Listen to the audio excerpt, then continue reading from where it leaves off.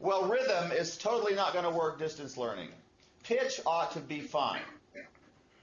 Now, how many are unfamiliar with the design of a piano keyboard? Does anybody have their hand up?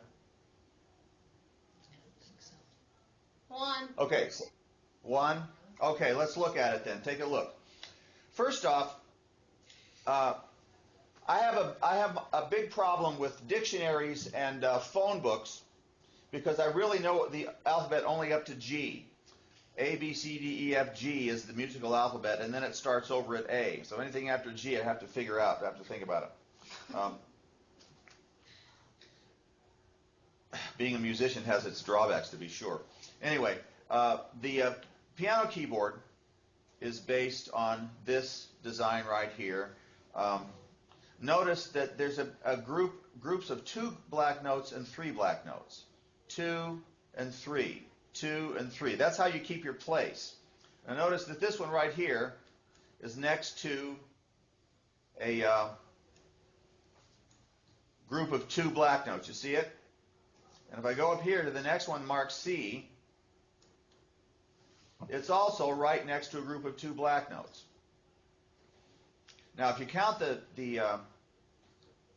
steps between the one C and the next C, 1, 2, 3, 4, 5, 6, 7, 8. It comes to 8.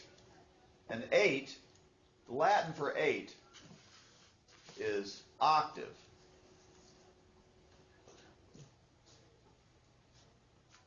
Now, octave is a term you should know.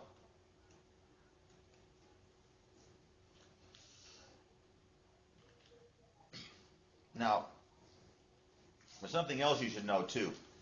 I think I should have put this in the presentation more than I did. Let's learn a word. It's interval. By the way, I'm getting into stuff that you're going to be tested on. You should know what an interval is, and you should know what an octave is.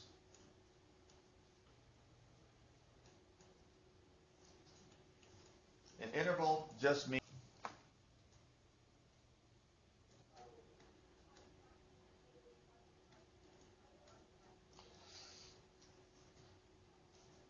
the interval from C to D is a second.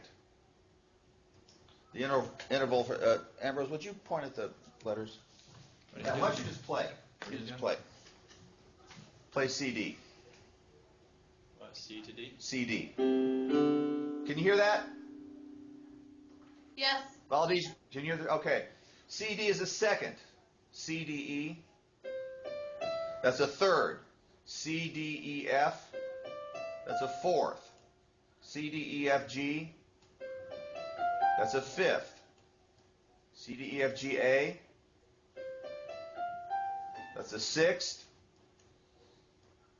CDEFGAB.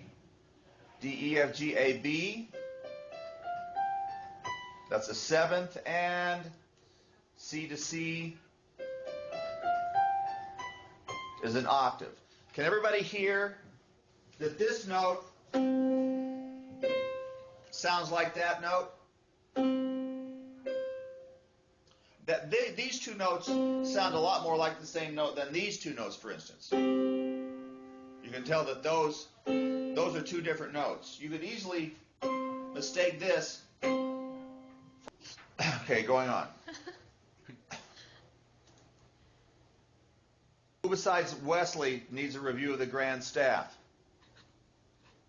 How many know the difference between a treble staff and a bass staff? Okay, the treble staff was originally a G. It's called a G clef because in the old days it looked like a little G. It so happens that the little circle here is around the line G. That's why it's called the G clef. It's the clef that the treble instruments use. The F clef in the old days looked like this. Something like that. And look more like this. Something like that. That's an F, right? So these 2 dots surround the line F. The mnemonic you remember for the lines on the grand staff are every good boy deserves fudge. The spaces spell face.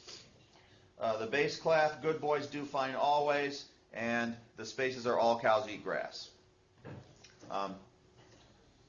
You'll probably be tested on something about that.